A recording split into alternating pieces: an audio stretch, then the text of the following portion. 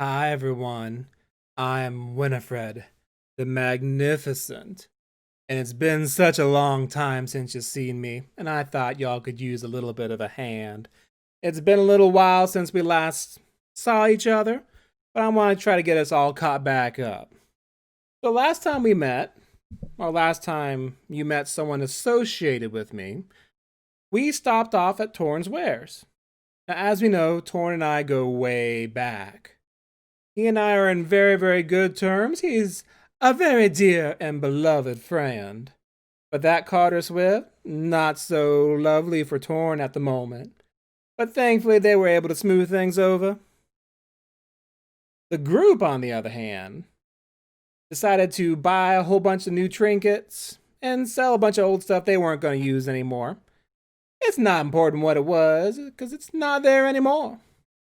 But we got a ring, we got some arrows. Clavicus Kyle got a lute, which can play some nice instrument songs for us when we get lonely. And that Severin, he wanted to get an axe. Now he probably trying to cut down a tree. That tree don't exist at the moment, but we gonna see what that turns out to be. But I think it's gonna be a tree he's gonna cut down with that axe. So once we got done with Torn and getting all the shopping done, we started to head over to go see Inkrot. Inkrot's this demonic person, and I just happen to love me some Inkrot. And Inkrot Narathor gave us two good quests to follow. The very first quest was to take this gem, not the person gem, but a rock gem, and bring it over to this other town that had a ship. I don't know what that ship's all about. Guess we gonna find out soon. But this guy needed that gem in order to help out with what he's doing with the ship, I think. The other mission, which was said to be much more important, was that there were these miners who were surrounded and being taken hostage by some fishy people. So I didn't know about no fishy people, but there are people who need help, and Samantha is going to help these people out. So on our way, we're walking, everything's going just fine. And wouldn't you know it, that Clavicus Kyle has his sights on that gem. He thinks he gonna get it. But that gem was entrusted to Drogos. Now that dragon man can be sneaky on his own. He done hid that gem in all sorts of different places. Some may say he hid it where the sun don't shine. I wouldn't know if that's true or not, would I, Clavicus? So every night, that Clavicus done tried to steal that gem yet again. So we'll see how that pans out. So as we're walking, we end up seeing an abandoned camp, y'all. Now this camp hadn't been used in days. Now Samantha, the Magnificent, is no fool. That was a trap. And Carter, he knew it was a trap too. But did Drogos and Clavicus listen? No, they did not. They ran right in to go check it out. They must have been hungry, huh? So, of course, once they get in there, some quicklings done jumped out and ambushed them. It was funny to watch, but we made some pretty quick work of them. But again, no one listens to Carter when he says it's a trap. Not like he would know about traps or anything like that. So later on that night, Clavicus makes his first attempt at the gym, and he don't find nothing. So Drogos hit it pretty well. So on the next day, we're walking, everything's going okay. And then we see some pixies. Now, I do not trust pixies. I've run to fairies quite a lot, but I do not trust pixies. No, ma'am. Pixies are no good. But they're trying to get people to come on into the dark forest with them. That is a trap.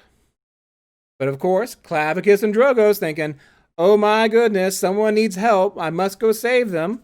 So off they go and try to save this pixies and whatever else they're trying to get done for us. Once they get there, they see a dryad that's in trouble. Drogos, being the good-natured person he is, heals the dryad. This dryad turns out her name is Shelly. And she gives Drogos a gift. She will come and give us some food if we say her name. We always bring food with us. I don't know why we would need her food. but it's nice to have, I suppose. So, we're on our way again, and later that night, Clavicus decides to use his lute to turn invisible. Sneaky little boy.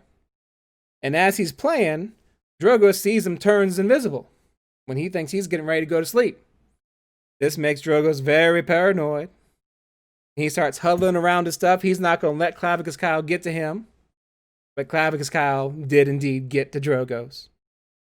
He wasn't trying to do anything. He just wanted to make him paranoid, didn't he, Clavicus? So, Clavicus just went to bed. Once the invisibility wore off, Drogo went over to Clavicus Kyle and kicked him right in the face. I think he had it coming. I think I might have to do that one of these nights too. So now, Clavicus Kyle wants to start a fight. This wakes up everybody else. Severin and Carter are both very smart people. They just back away from everything. Severin has a bright idea of making it foggy in that area. Once that fog is there, no one can see nothing. And the hope is that everyone just calms down. But not Clavicus Kyle. Clavicus plays a song and flies up in the air, so no one can get to anybody. They eventually decide just to call it quits for the evening and go back to sleep. But Clavicus still has his eyes on that gem. He thinks he's going to get it, but he's got to find it first. So the next day, we head off into the cave where we found the miners and the fish people. But these are not friendly fish people. They want to fight us. And wouldn't you know it, every single one of our party members almost died. But thankfully, Carter had some healing potions and saved the day yet again. But towards the end, we start hearing some pretty spooky chanting. We think they might be trying to summon a god. Will they? We don't know. I guess we'll have to find out later. And I hope I will see you there. Have a wonderful evening, and remember, Samantha loves you and is always watching you, Clavicus Kyle.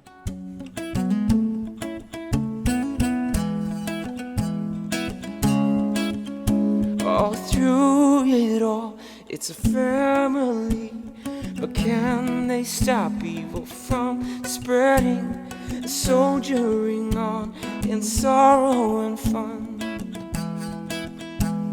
And this is Crit Force One.